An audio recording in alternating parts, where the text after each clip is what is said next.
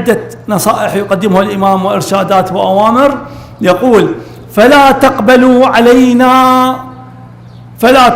علينا خلاف القرآن.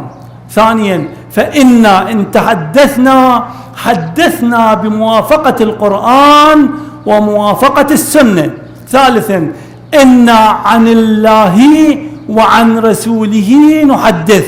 رابعا: ولا نقول قال فلان وفلان فيتناقض كلامنا. خامسا: إن كلام آخرنا مثل كلام أولنا، وكلام أولنا مصداق لكلام آخرنا.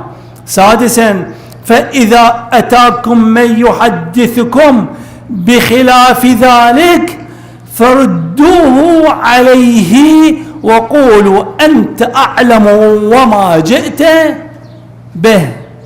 انتهى الحديث.